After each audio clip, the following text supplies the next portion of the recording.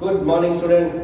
तो बेटा अभी तक हमने हीटिंग इफेक्ट ऑफ करंट तक हम अपने लेक्चर चैप्टर को कंप्लीट कर चुके थे। तो आज हम application of heating effect of current को करेंगे। समझिएगा, application of heating effect of current. तो आज का हमारा टॉपिक है application of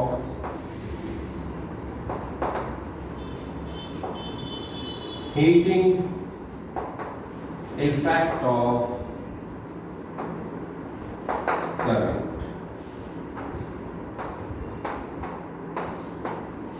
application of heating effect of current कि जो हीटिंग इफेक्ट ऑफ करंट है उसकी क्या एप्लीकेशंस होंगी।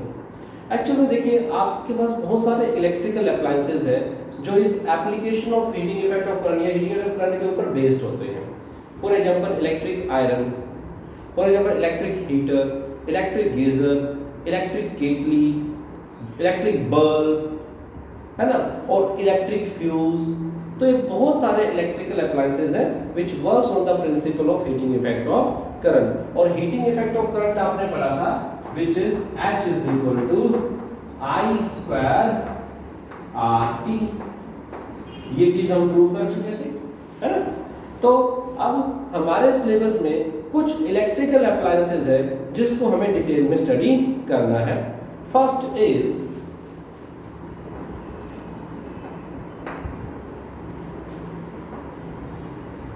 इलेक्ट्रिक हीटर,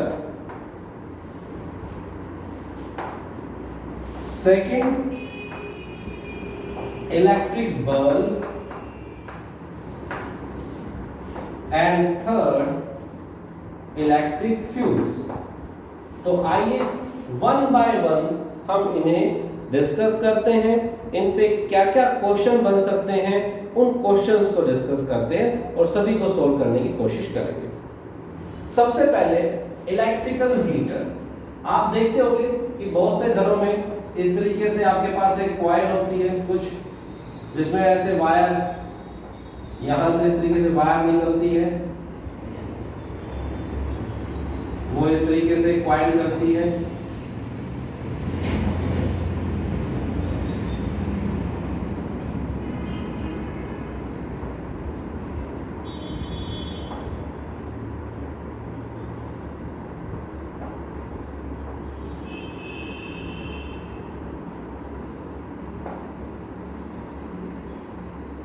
और इस तरीके से वो आप कनेक्ट करते हैं। ऐसे कुछ सिस्टम होता है।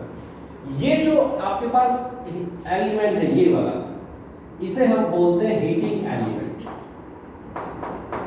हर एक electrical appliance, every electrical appliance which is based on the principle of electric heating effect of current, उसके अंदर आपके पास एक हीटिंग एलिमेंट होता है जो उस पर्पस को फुलफिल करता है। तो इलेक्ट्रिक हीटर में जो हम हीटिंग एलिमेंट यूज करते हैं, it is made of an alloy called as nichrome। Nichrome का आपके पास एलॉय होता है, निक्रोम क्रोम, जिसमें निकल, क्रोमियम, आयरन, उसके पास एलॉय बनता है वो, तो उससे आपका हीटिंग एलिमेंट बनता है। अब कह रहा है कि नाइक्रोम को क्यों यूज करते हैं। Nichrome is used as the heating element due to its two properties. First, ये ऐसे ही क्वेश्चन पूछा था बेटा कि why nichrome is used as a heating element. तो nichrome is used as a heating element due to its two properties. First, its high melting point. Its high melting point. Second, its high resistivity or resistance. High resistivity or resistance. तो आपने क्या पढ़ा था? The heat produced in a conductor is directly proportional to the resistance of the conductor। तो जितना ज्यादा resistance होगा उतना ही उस कंडक्टर के अंदर ज्यादा हीट प्रोड्यूस होगी। क्लियर है। हीटिंग एलिमेंट के लिए किस मेटल का यूज किया? नाइक्रोम का यूज किया। क्यों किया? दो property, high melting point and second one high resistivity और resistance. Why? As we know that heat produced in the conductor is directly proportional to resistance, therefore इसके अंदर जिस मटेरियल का ज्यादा रेजिस्टेंस होगा वो उतना ही ज्यादा हीट प्रोड्यूस करेगा। अब यहीं पे क्वेश्चन पूछा जाता है कई बार कि देखो जी ये हीटिंग एलिमेंट था, हीटर था ये, मैंने यहां तक तो हीटिंग एलिमेंट है ये, लेकिन यहां पे मैंने जो कोड यूज कर रखी थी, कोड्स ऑफ कॉपर मैंने यूज कर रखी थी। तो क्वेश्चन क्या पूछता है कि जब हम हीटर को ऑन करते हैं तो the heating element becomes red hot. ये तो रेड हॉट हो जाता है, लेकिन ये सिर्फ हीट अप होता है, रेड हॉट नहीं होता। क्वेश्चन क्या आया कि why the heating element becomes red hot when current is passed through it, but the connecting wires which are made of copper do not become red hot। तो फिर वही बात आती है, वापस हम अपने कंसेप्ट पे आते हैं कि बेटे देखिए इसकी जो रेजिस्टेंस या रेजिस्टिविटी है हीटिंग एलिमेंट की वो ज्यादा है, ज्यादा होने से ज्यादा हीट प्रोड्यूस होगी।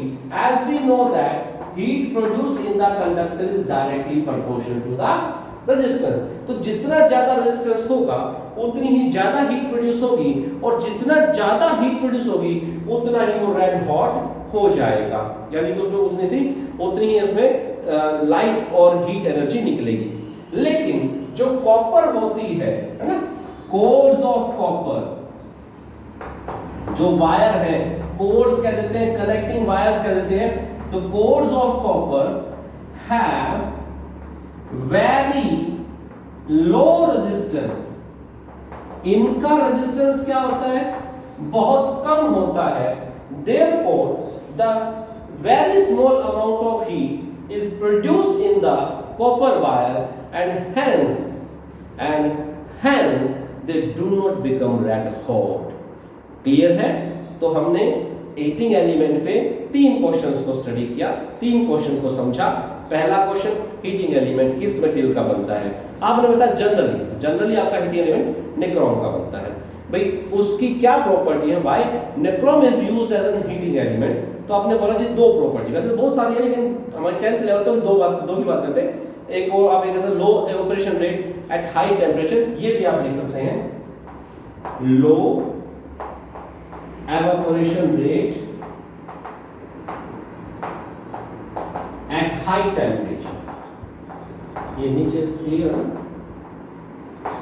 ये नीचे से क्लियर है ना, दिखाई दे रहा है सभी को? अरे दिखाई दे रहा है सभी को नीचे से ना बेटा? तो ठीक है, ओके। तो it's high melting point, it's high resistivity resistance and low evaporation rate at high temperature, ये इसकी प्रॉपर्टी थी जिसके कारण हम निक्रोम को यूज करते हैं एज अ हीटिंग एलिमेंट। फिर क्वेश्चन अराइज हुआ कि सर जब हम करंट पास करते हैं इलेक्ट्रिक हीटर में तो जो हीटिंग एलिमेंट है दैट बिकम्स रेड हॉट, लेकिन जो हमारी वायर्स है कनेक्टिंग वायर वो रेड हॉट नहीं होती। क्यों नहीं होती? Because heating element high resistance, heat produces direct resistance and the wire और connecting wires have low resistance because they are made of copper. Clear?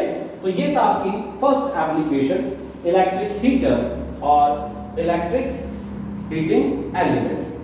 Next electric bulb. Next we will discuss electric bulb. तो आइए electric bulb की बात करते हैं। Electric bulb,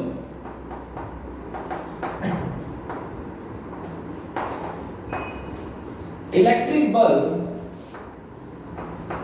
is made of tungsten. जो electric bulb filament है, electric bulb filament is made of a metal or element called as tungsten. तो tungsten का बनता है। अब ये टंगस्टन का ही क्यों बनता है? तो इसके लिए कुछ प्रॉपर्टीज है। Why we use tungsten as a filament of an electric bulb? तो पहली चीज, it has very high melting point। बेटा ये इलेक्ट्रिक बल्ब पहले होते थे, अब तो आपके घरों में LEDs आ गई हैं, है ना? जो पहले बल्ब होते थे वो येलो सी उनकी रोशनी होती थी। तो अब तो आपके घर में एलईडीज है, इलेक्ट्रिक बल्ब काफी हद तक छूट चुके, लेकिन हमारे सिलेबस में इसलिए हम पढ़ रहे हैं। तो it is very high melting point, that is 2280 degree Celsius.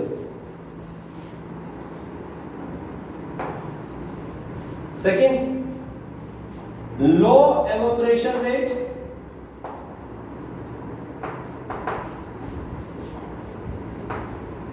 at high temperature,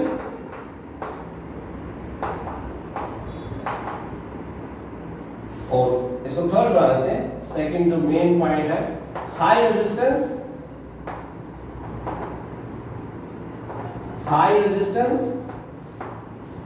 और फोर्थ लो ऑक्सीडाइजिंग रेट। एवापोरेशन ऑक्सीजन कई बार एक जैसे चीज उसमें यूज कर लेते हैं एट हाई टेम्परेचर। तो ये कुछ प्रॉपर्टीज थी टंगस्टन की, due to which we used it as an filament of an electric bulb. अब जो इलेक्ट्रिक बल्ब होता था उसके अंदर हम एक इनएक्टिव गैस भी फिल करते थे। कौन से फिल करते थे? In the electric bulb inactive gases nitrogen और आर्गन इज फिल्ड। क्या था कि हम क्या करते थे कि उस बल्ब के अंदर नाइट्रोजन और आर्गन को इनएक्टिव जो गैसेस हैं उनको फिल करते थे। वो रीजन क्या था, why the inactive gases are filled in electric bulb, to because we have to save this filament. देखिए, जब अगर मैंने ये गैसेस फिल नहीं की तो ऑक्सीजन की प्रेजेंस में वो जो फिलामेंट है वो ऑक्सीडाइज हो जाएगा, it will catch fire and it will break down, जिसके कारण से आपका इलेक्ट्रिक बल्ब फ्यूज हो जाएगा। तो इलेक्ट्रिक बल्ब को फ्यूज होने से बचाने के लिए, इलेक्ट्रिक फिलामेंट को ऑक्सीडेशन के होने से बचाने के लिए, we fill the electric bulb with inactive gases like nitrogen और argon. Clear? Okay, now last, electric fuse.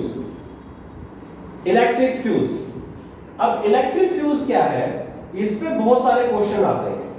Electric fuse पे, इलेक्ट्रिक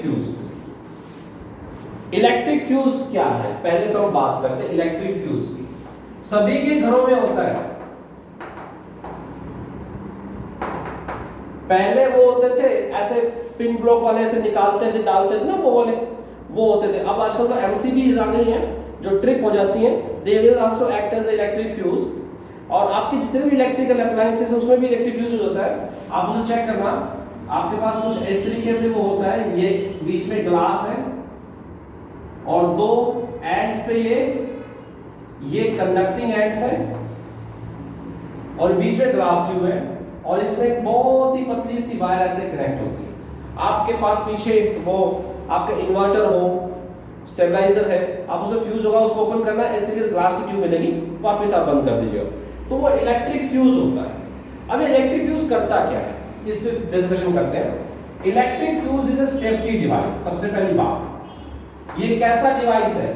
सेफ्टी डिवाइस है। Safety device means it saves electric appliance from high current। जब किसी भी reason से कोई भी fault हो, कुछ भी हो जाए, अगर किसी इलेक्ट्रिकल अप्लायंस में हाई करंट फ्लो कर जाए तो क्या होता है, ये इलेक्ट्रिक फ्यूज ब्रेक हो जाता है। जैसे कि आपकी एमसीबी ट्रिप हो जाती हैं, that is also act as electric fuse.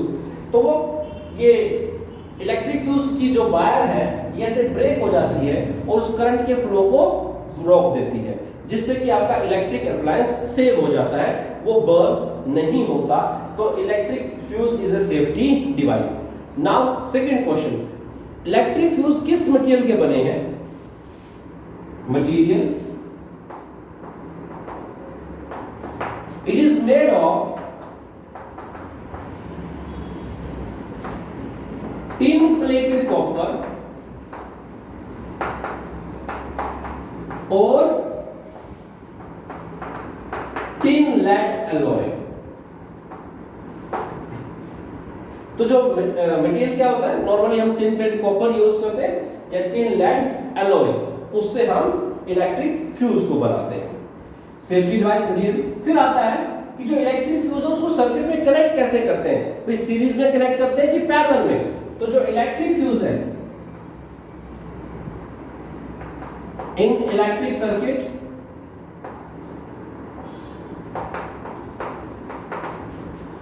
Electric fuse is connected in series। Electric fuse बेटा हमेशा सीरीज में कनेक्ट होता है। कोई क्वेश्चन पूछे कि सर अगर इलेक्ट्रिक फ्यूज को पैरेलल में कनेक्ट कर दे तो क्या हो जाएगा? एक्चुअल बेटा जो इलेक्ट्रिक फ्यूज है अगर आप उसे पैरेलल में कनेक्ट कर देंगे तो इलेक्ट्रिक फ्यूज का रेजिस्टेंस समहाउ थोड़ा सा ज्यादा होता है। Connecting wires, copper wires, conductor का रेजिस्टेंस कुछ कम होता है। तो क्या होगा, वो इलेक्ट्रिक फ्यूज आपको पता है कि current always follows the low resistance path. तो जब ज्यादा करंट जब आएगा तो उस कनेक्टिंग वायर से वो फ्लो कर जाएगा और इलेक्ट्रिक फ्यूज में करंट बहुत कम जाएगा। अब वो क्योंकि वो आपके अप्लायंस को कनेक्ट कर रखा है उसने, तो जो आपका अप्लायंस है उसमें करंट ज्यादा जाएगा और आपका अप्लायंस बर्न हो जाएगा। ठीक है ना, कई बार इलेक्ट्रिक अप्लायंस बर्न हो जाता है। तो वो एक रीजन है कि भाई इलेक्ट्रिक फ्यूज जो होता है आपका, अब उसको हम सीरीज में कनेक्ट करते हैं। तो जब सीरीज में कनेक्ट करेंगे तो उसमें से करंट जब फ्लो करेगा तो रेजिस्टेंस हाई होता है। हाई रेजिस्टेंस होता है तो करंट जब भी फ्लो करेगा तो हीट ज्यादा प्रोड्यूस होगी। हीट ज्यादा प्रोड्यूस होगी तो वो मेल्ट हो जाएगा और मेल्ट हो जाएगा तो वो इलेक्ट्रिक फ्यूज ब्रेक हो जाएगा। इलेक्ट्रिक फ्यूज ब्रेक हो जाएगा, सर्किट ब्रेक हो जाएगा और आपका इलेक्ट्रिकल अप्लायंस सेल हो जाएगा। जैसे कि अगर मान लीजिए आपके पास कोई टीवी है, आपके पास टीवी की बहुत ज्यादा कॉस्ट होती है, 40-50,000 लाख 1 लाख 1.5 लाख तक के आपके पास टीवीज होते हैं, एलईडीज वगैरह। तो मान लीजिए उसके अंदर इलेक्ट्रिक फ्यूज नहीं है और हाई करंट आया तो क्या होगा, आपका इलेक्ट्रिक फ्यूज तो है नहीं तो आपका डिवाइस जो है वो बर्न हो जाएगा और आपकी जो कॉस्ट का जो आपका नुकसान है वो बहुत ज्यादा होगा।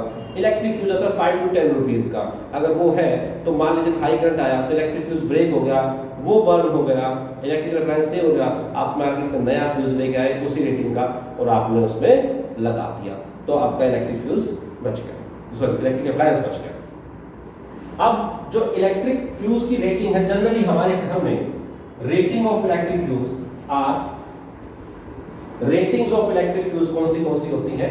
जनरली जो हमारे घरों में इलेक्ट्रिक फ्यूज की जो रेटिंग्स होती हैं वो इस रेटिंग में होती है बेटा। बाकी तो बड़ी बड़ी इंडस्ट्रीज में तो बहुत बड़ी उसकी फ्यूज की रेटिंग्स होती हैं। तो रेटिंग होती है 1 ampere, 2 ampere, 3 ampere, 5 ampere, 10 ampere. Okay, तो जनरली हमारे घरों में इस टाइप की रेटिंग 16 एम्पियर तक भी हम चले जाते हैं। तो that's all about the application of heating effect of current. अब हम एनर्जी और पावर को हम अपने नेक्स्ट लेक्चर में डिस्कस करेंगे। That's all for today, thank you and have a nice day.